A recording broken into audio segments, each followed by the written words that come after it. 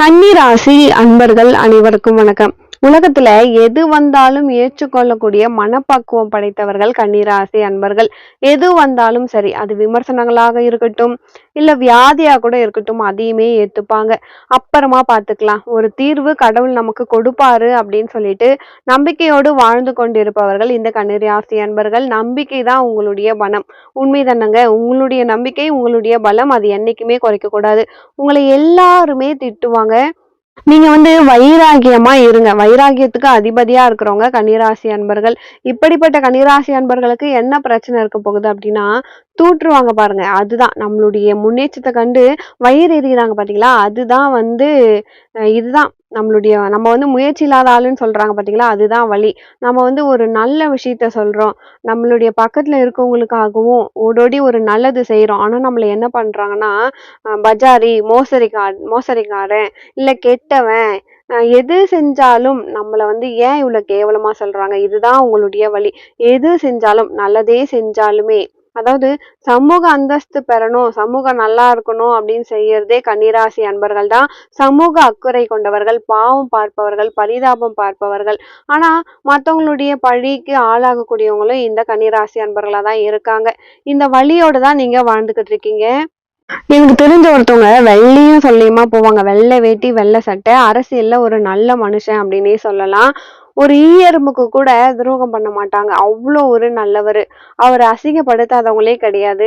அவர் இவ்வளோ உங்களை அசிங்கப்படுத்துறாங்க, கஷ்டப்படுத்துறாங்களே அப்படின்னா, கல்யாண வீட்டுல பாக்குறோம். இப்போ கல்யாண வீட்டுல அவர் பேசிட்டு இருப்பாங்க. ஆனா பக்கத்துல இருக்கவங்க அவரை பத்தி இதுவா பேசுவாங்க. ஆனா அவர் பக்கத்துல வந்ததும் கையை கொடுப்பாங்க. இதுல என்ன ஒரு விஷயம் அப்படின்னா, இந்த கன்னிராசி அன்பருக்கு தெரியுது, இவங்க நம்மள திட்டிருப்பாங்க, கழுவி ஊத்திருப்பாங்க. ஆனா இருந்தாலும் கை கொடுக்குறாரு. இப்போ தெரியுதா, நான் கை கொடுத்தேன் பாத்தீங்களா, நீங்க சொன்னீங்களே, ஏன் நான் கை கொடுத்தேன்னா, இவன் இன்னைக்கு பேசலாம், ஆனா இவன் துணை எனக்கு இன்னைக்கு தேவை, என் துணை அவனுக்கும் தேவை, அவனுக்கு புரியல, எனக்கு புரியுது அப்படின்னு சொல்றாங்க. இவங்க மனுஷன் அப்படின்னு தான் நம்ம சொல்லணும். இந்த அரவணைப்பு குணம் பாத்தீங்கன்னா கன்னிராசி அன்பர்களுக்கு மட்டும்தான் இருக்கும். இப்போ அவன் துணை எனக்கு தேவைப்படும், என் துணையும் ஒரு நாள் அவனுக்கு தேவைப்படும். இப்போ அவன் பேசிட்டானேன்னு நான் பேசிட்டேன்னா, இதுதான் பல பேர் பண்ற தவறு. அந்த தவறை செய்யாதவர் தான் இந்த கன்னிராசி அன்பர்கள். இப்போ ஏளனமா அவன் என்ன பேசிட்டான், ஆனா நான் இப்ப போயிட்டு ஏன்டா என்னை பத்தி பேசினேன் அப்படின்னு நான் சாப்பிடவோ, சண்டை போடவோ, அடிக்கவோ பண்ணிட்டேன்னா, அப்போ என்னை விட்டுட்டு ஒரு அடிமை வெளியே போயிட்டான்னு அர்த்தம். இப்ப நான் எதுவுமே பேசாம நான் கையை கொடுத்துட்டேன் அப்படின்னும் பொழுது அவன் அடிமை எனக்கு சிக்கிட்டான். இப்போ இதுதான் இந்த கன்னிராசி அன்பர்களின் பலம். பலகீனமானவர்களின் பெரிய மைனஸ் என்னன்னா வார்த்தை தான். அதே வார்த்தையை தனக்கு பலமாக பேசுறவங்க இந்த கன்னிராசி அன்பர்கள் தான். இப்படிப்பட்ட கன்னிராசி அன்பர்கள் இத மாதிரி விமர்சனங்கள் எல்லாம் பொறுத்துக்கிறாங்க. அந்த வழி அவங்களுக்கு இருக்கு. இந்த வழிக்கு ஒரு வழி என்ன அப்படின்னா, மீண்டும் அவங்களுக்கே இவங்க உதவி செய்யறாங்க பாத்தீங்களா, அப்போ எதிர்த்தவங்களே பாராட்டுவாங்க. இது கன்னிராசிக்கு மட்டும்தான் நடக்கும்.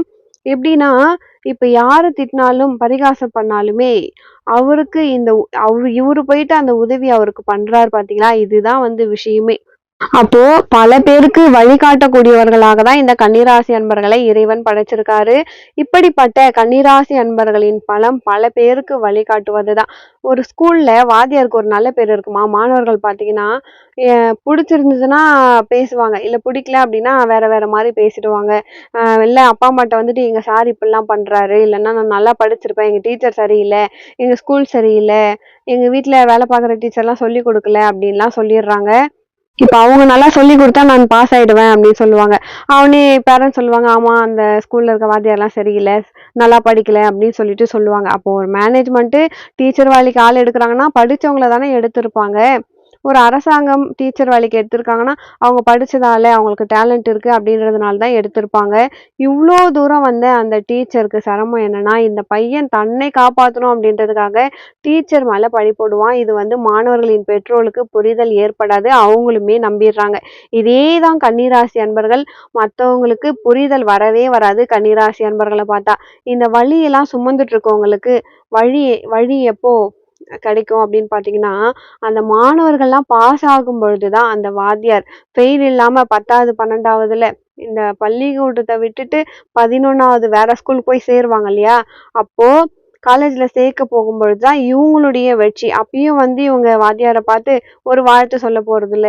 ஒரு எதிர்பார்ப்பே இல்லாதவர்கள் தான் இந்த கன்னிராசி அன்பர்கள். இதுதான் உங்களுடைய வழி. நீங்க எங்கேயாவது யாரையாவது எதிர்பார்த்துட்டீங்க அப்படின்னா அது சக்சஸ் ஆகாது.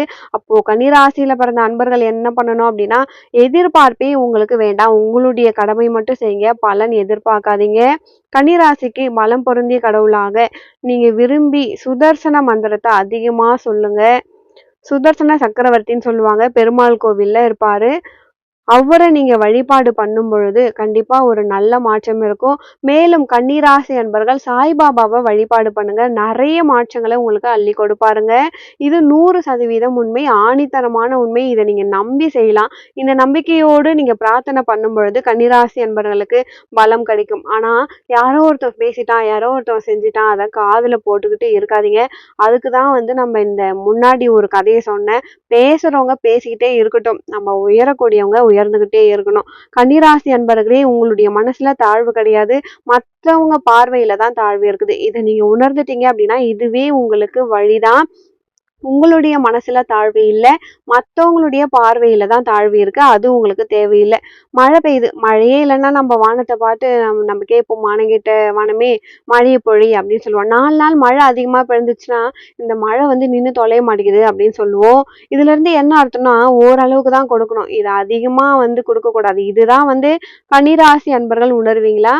இப்போ நீங்க வெற்றியாளரா ஆயிட்டீங்க. உணர்ந்துட்டீங்கன்னா இதை உணராம யார் கதவு திறந்தாலும் போயிட்டு கதவை திறந்து விட்டுடுறோம். அதனால என்ன ஆகுது, நமக்கு அப்பப்போ ஆபத் பாண்டவனா தான் நம்மள பாக்குறோம். ஆனா வந்து நம்மள மதிக்க மாட்றாங்க. இப்போ நம்ம திரும்பி என்ன பண்றது, தட்டுங்கள் திறக்கப்படும் அப்படின்ற மாதிரி தட்டுறவங்களுக்கு திறக்கப்படுறதை விட நீங்க என்ன பண்ணணும், தட்டுபவன் கொடுப்பதற்கு சிறந்தவனா இருக்கிறானா அப்படின்னு நீங்க பாருங்க. அப்படி பார்த்து கொடுக்கும் பொழுது நிச்சயமா உங்க வாழ்க்கையில ஒரு வழி பிறக்கும். இதுல எந்த மாற்றமும் இல்லை. சாய்பாபா உங்களுக்கு நல்லது மட்டுமே செய்வார். சக்கரத்தாழ்வார் உங்களுடைய வாழ்க்கையில பெருமாளுடைய கையில் இருக்கு சக்கரம். அந்த சக்கரம் காலச்சக்கரம் உங்களுக்கு கரெக்டா சுத்தும். உங்களுக்கு நடக்கிறது எல்லாமே நல்லதா தான் நடக்கும். இப்போ கன்னிராசி அன்பர்கள் வந்து மத்தவங்க இப்படி சொல்லிட்டாங்க, அவங்க என்னை பத்தி இப்படி பேசிட்டாங்கன்றத நீங்க காதுல வாங்காம உங்களுடைய குறிக்கோள் என்னமோ, உங்களுடைய நோக்கம் என்னவோ, இப்போ ஒரு வீடு வாங்கணும், இடம் கட்டணும், உங்களுடைய நோக்கம் எதுவா வேணா இருக்கணும். பிசினஸ்ல பணம் வரணும், எனக்கு வந்து கடன் அடையணும், எந்த ஒரு விஷயமா இருந்தாலுமே அதை நோக்கி மட்டுமே நீங்க பயணம் செய்யும் பொழுது உங்களுடைய வாழ்க்கையில மாற்றம் உண்டாகும். மத்தவங்கள நினைச்சு நீங்க உட்கார்ந்துட்டீங்க அப்படின்னா உங்க வாழ்க்கையில கஷ்டங்கள் தாங்க வரும். அப்போ நீங்க என்ன பண்ணணும் அப்படின்னா, யார் எது பேசினாலும் காதுல வாங்காம உங்களுடைய இலக்கை நோக்கி போய்க்கிட்டே இருங்க. இதில் நீங்க அவசியம் இப்போ நான் சொன்ன தெய்வ வழிபாடு, சக்கரத்தாழ்வார் வழிபாடும் சாய்பாபா வழிபாடும் நீங்க தொடர்ந்து பண்ணிக்கிட்டே வாங்க. உங்க வாழ்க்கையில மாற்றம் வரும் அப்படின்றத நான் அடிச்சு சொல்லுவேன். ஒரு சவாலாவே சொல்றேன். ஆமாங்க, நிச்சயம் நல்ல மாற்றம் கிடைக்கும். இந்த பதிவு கன்னிராசி என்பர்களுக்கு ரொம்பவே பயனுள்ளதா இருந்திருக்கும்னு நினைக்கிறேன். வீடியோ பிடிச்சிருந்தா நம்ம சேனலை சப்ஸ்கிரைப் பண்ணி வச்சுக்கோங்க. மேலும் உங்க வாழ்க்கையில நீங்கள் சீரும் சிறப்போடும் செல்வ செழிப்போடும் வாழ நானும் இறைவனை பிரார்த்திக்கிறேன். ஒரு நல்ல பதிவில் மீண்டும் உங்களை சந்திக்கிறேன். நன்றி.